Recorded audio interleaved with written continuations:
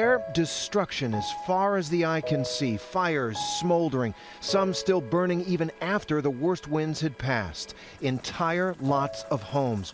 The mayor calls it the worst storm ever to hit his city. Chairs, you're looking at just remnants of what were homes. Over here, you may be able to see the foundations, but the home itself completely gone. I can remember within 24 hours being on the phone with President Obama. One senior said to me, I can't get out, and just literally cried in my arms. And then I remember getting an email from a parent, but she ended the email by saying, but if we didn't get her house restored by the end of that day, she was going to send her teenager to live with me. And it just, that for me was really the moment where I felt like we've got to be able to do this in a different way. And we began losing customers, not a wire at a time, but a circuit at a time. Whether you were the President of the United States or a heart surgeon or a concerned parent, at that point in time, it was urgent. Right? Whether it was just 24 hours, whether it was 72 hours, or whether it was 10 days, enough was enough, and you needed to have your lights back on.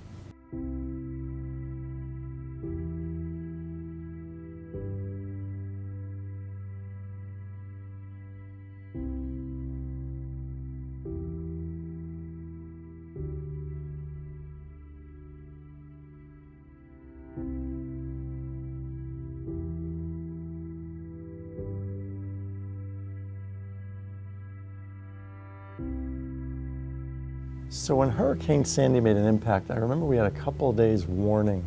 I knew that the power would go out. And I actually brought some clothes to stay overnight in the office. I knew it would be flooded, so I packed my bags and I stayed here at City Hall. It's about 6 p.m. and the storm's full fury was allegedly on New Jersey at that time. And we were still in great shape. And I was convinced we had dodged another bullet and we would be okay. Within the span of the next half hour, we lost 90% of our customers. It was devastating for Hoboken. The water came in from the north and the south and literally filled up like 80% of our city with the floodwaters. What we didn't realize is that the wind from the storm was not going to be the issue. Typically, that's what knocks down the power lines. The wind from the storm was going to shift the tides, and a lot of low-lying areas, which are important to us from the point of view of where our infrastructure is located, then got inundated. Our fire station, 3 of our 4 fire stations were underwater, our senior center, our DPW, all of our substations, so the power was out. Everyone's homes, Hoboken is a city where, everyone lives in a garden-level apartment, and their homes were completely flooded. So the immediate devastation came in 2 forms. Form 1 was the ground was soaked, some trees would come down and take the wires down with them. But more than that, we found literally that our substations had water levels that got into the cabinets, got into the relays, got into the infrastructure, and took out thousands of customers at a time. Some of our power plants, they had a lot of their electrical equipment that converts the output from the power plant to something that can be used by customers, got flooded. So the damage to physical equipment was extensive and took literally days and weeks to recover from. The challenge that has made grid modernization so important is that sea level rise is much more pronounced and is occurring much more rapidly than even some of the early models had predicted. So historically, where did industry and infrastructure develop? It was where you had easy access to transportation. Many, many years ago, it was along the waterways. So much of our service territory has at its core an infrastructure base that's in low-lying areas. There's no one-size-fits-all approach to a modern grid, but what we do know for sure is that we need to reduce our emissions across the board here in the US and abroad. We need to prioritize reliability and resiliency, and for that, things like distributed energy, local sources of energy, and redundancies across the system, adding in storage and backup generation is absolutely critical to meet the needs of the 21st century.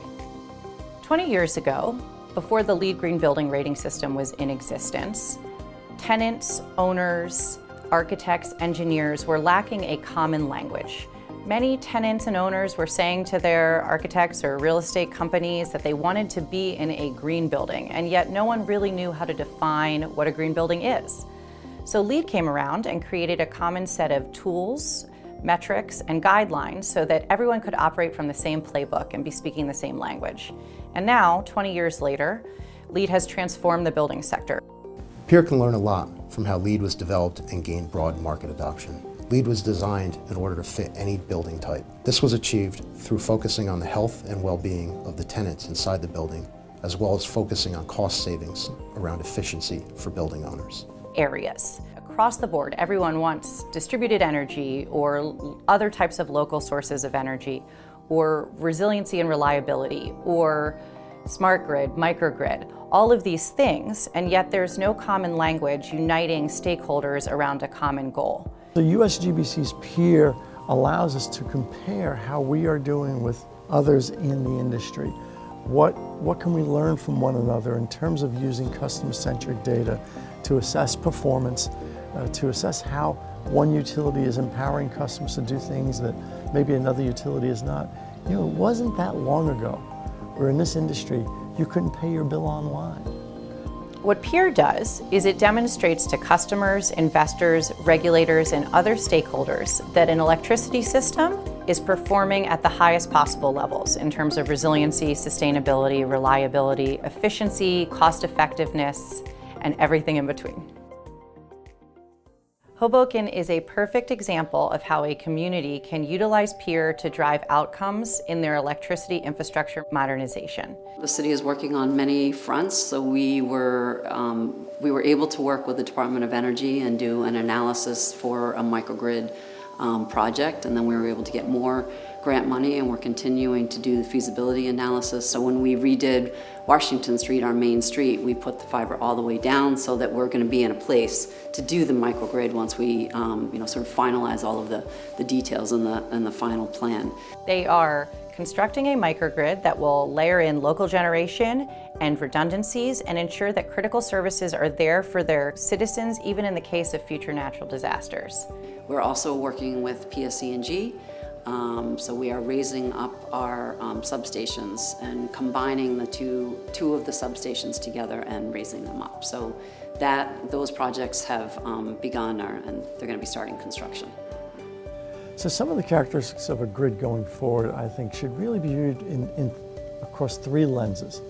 First of all, I think the most important thing we have to do is pay much more attention to energy efficiency. So use as little as possible, make whatever you use as clean as possible, and then deliver it as reliably as possible. That third piece is a combination of data management and a more robust, from a construction standard, grid. I think the most transformative energy grid phenomenon taking place right now is the ability to manage data in ways that we couldn't manage data before. If I can understand customer usage patterns down to the individual customer, and I can figure out how to mix and match that, and how to make my grid smart enough so that some grouping of customers can be served with one set of standards and another group of customers can be served with a different set of standards. And I don't just mean in terms of power quality standards, I mean in terms of distributed resources, then I can get to a customer segment of one. And that is very different than the way in which the grid grew up. The life lesson that was solidified for me was just thinking about the importance of being prepared. Every community really needs to get prepared, think about what is the potential impact for climate change on your community. So that's something that I'm really proud of.